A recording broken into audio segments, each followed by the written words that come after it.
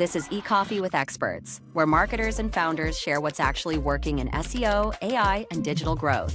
Grab your coffee and fuel your mind as we chat with top minds about their wins, struggles, and lessons you won't find in a blog post. Brought to you by Digital Web Solutions, we bring real talk to help you grow your business, one episode at a time. Let's get started. Hey, hi everyone. Welcome to your show, eCoffee with Experts. This is your host, Ranmay here. And today we have Desirae Haluk, who is the founder and chief queen bee of Clairant Services. Hey, Desirae, how's it going? Doing well. How are you, Ranmay? Thank you for having me. Doing well. Thank you so much, in fact, for taking out time to do this with us. Desirae, really appreciate it. So before we move any forward, let's get to know more about your journey. How did you land up in the marketing space? What has been your background? And also a bit about your agency, Clairant Services. What do you guys do? What are your core offerings? And we'll take it off from there. Well, long story short, because I could go on, but I actually started my career in marketing a long time ago, even before college. And when I went into college, I began college majoring in marketing. And then I took a consumer behavior course, which fascinated me because it was all about the brain and behavior and consumerism and why we make the decisions we make when it comes to marketing. That then kind of led me into the path of neuroscience.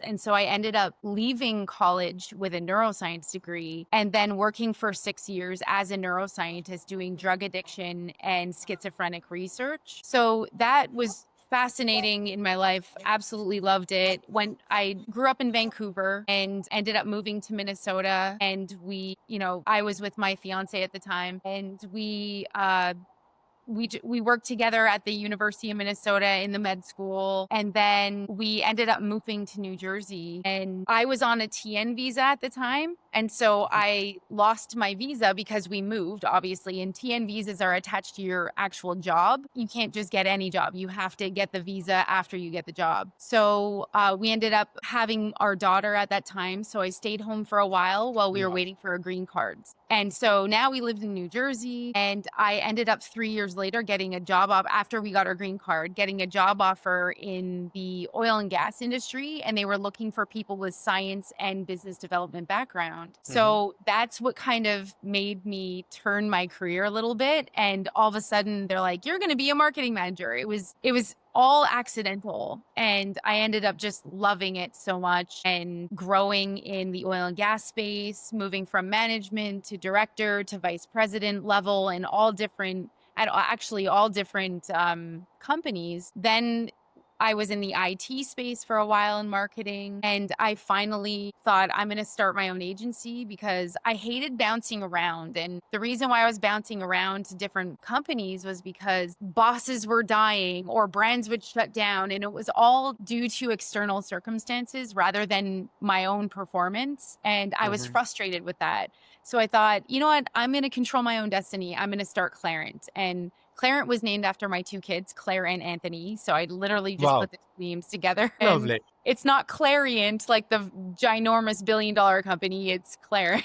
So I'm sure a lot of people get that mixed up. But it's going to become one someday. There you go, right? Yeah. And hopefully. So anyway, and Clairant now is a digital marketing agency. We started building websites and doing content marketing for our clients. 2 years into it, we started doing webinars for ourselves to generate leads, because in my previous life in the corporate world, I was always involved in setting up webinars for the companies I was working for. And I noticed that they were the absolute number one quality lead generator. So you didn't necessarily get a lot of leads, but you got quality leads, and they were easier to convert into clients. So that's where the webinars came in. And then our clients would sit on the webinars and they're like, can you develop a service like this for us where you take care of everything and we just show up? And that's how the Webinar Bee was created.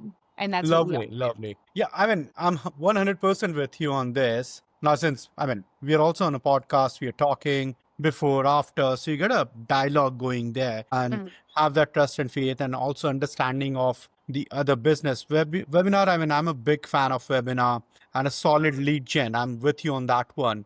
But a lot of people, kind of in the process of doing webinars also get lost, and it kind of loses its effectiveness, right? And since you have been at it for so long, I really want you to kind of narrow it down for us. Like, what are the must-haves?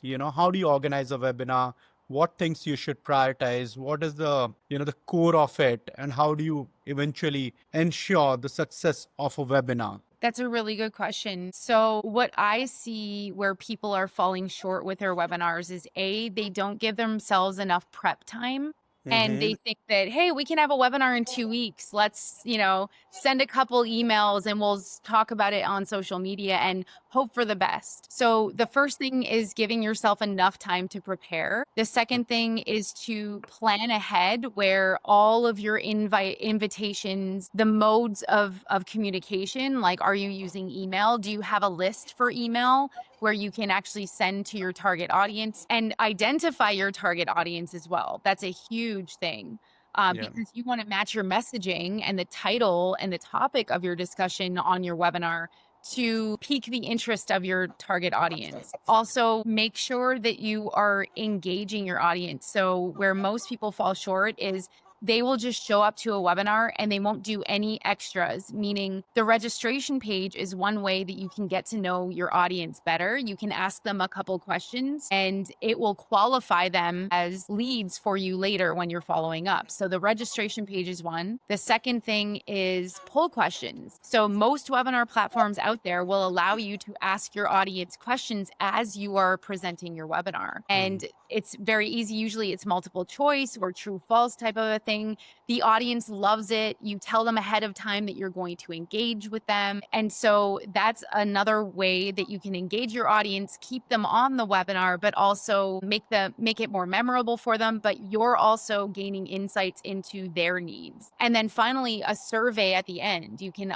ask them about, what did you think of the webinar? What topics would you like us to discuss in the future, right? So that you can actually gauge their interest for future topics. And also they'll give you feedback, like rate me on 1 to 10. How was this webinar? They might say Yeah. a 3 or they might say a 10. So it gives you room for improvement. So I think that's where most people are falling short, but most of our prospects that come to us, they know the quality of webinars. They know why they should be presenting them and that they should be doing it, but they don't have the bandwidth on their team to actually carry out and prepare for a successful webinar. So that's where we come in at Clairant. Lovely. And post the webinar, how do you handle, the funneling of a prospect who's appeared on a webinar to actually try and convert it to a, Yes. realized revenue or a client? Yes. So we always tell our clients, that's a great question.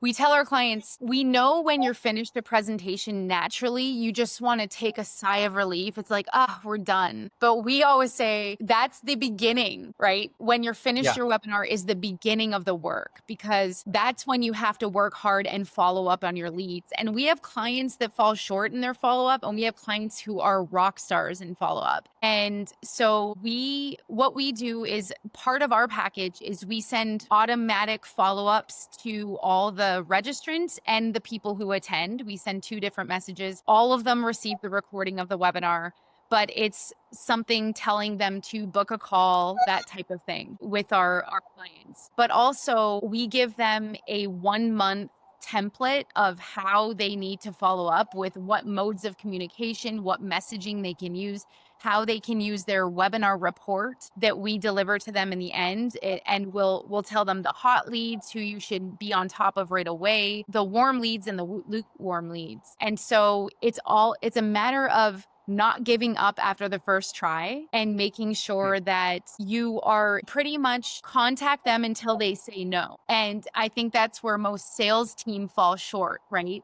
They'll Yeah. say, oh, I couldn't get a hold of them. So they give up and they go to the next stack of leads. But really, you should be nurturing and keeping on top of the leads that were on that initial webinar. So it's just not everybody is ready at the same moment to invest in your brand, but Yeah. you want to be there for when they are ready. So definitely, if you Absolutely. can't get a hold of them, you put them on a nurturing, like an email nurturing plan so that you're just dripping emails to them constantly and consistently, and just making sure some people are phone people, some people are text people, some people are email people or direct message people, some are on LinkedIn, others aren't. So you want to make sure you're making an effort on all of those platforms. I agree 100%. I mean, this is what I also say to my sales team. Have you heard a no or a yes? I mean, yes is pipeline, right? And no is a lost case. No, I mean, the client stopped responding. I mean, so what? You keep trying. You kind of further distance out your follow-ups and make it more polite, right? Because the clients would have their own business to take care of. But yeah, either we get a timeline from the client, let's connect, let's say 3 months, next quarter, whatever, or a no, or else it isn't my follow-up, right? Otherwise, all the hard work done to get that particular prospect in the pipeline, Is wasted. Yeah, actually it goes down the drain, right? So I'm with you on that one. Perfect, Desiree. And then, looking at 2025 trends, what is your top advice for marketers who want to turn webinars into a predictable revenue generating engine rather than a lot of webinars are like one-off, right? And you kind of miss the cycle that way in terms of getting that frequency, that repetitiveness, that reckoningness of webinars, right? So how do you think, actually some business who are planning to get into it should actually look at, at it a more recurringness of the overall process versus a one-off event? That's a really good question. I believe you need to start small, like baby steps. Like, for example, we have packages where you can do a webinar every month, or we have packages where you can do 4 webinars a year. We always recommend, if you haven't done webinars before, start slow, start small, and work up to the frequency as you are improving your charisma and your presentation skills. We have all botched webinars, right? Or presentations in general, where we're up in front of an audience and you might stutter over your words, or maybe you didn't practice your presentation as much as you should have, right? So you want to get in the cadence of feeling very comfortable in front of the screen and delivering a very high quality presentation that is more of an educational presentation rather than sales. We're not selling on webinars. We're teaching somebody and giving them good quality information that's usable in their life. And so if you can do that on a consistent basis with good quality content, you can do evergreen content too, and then create on-demand videos with those, or webinars, on-demand webinars, where you're actually collecting the lead information the same way you would. The problem with on-demand is you can't engage with the audience. They can still kind of ask you questions, but you're going to be answering those questions via email later.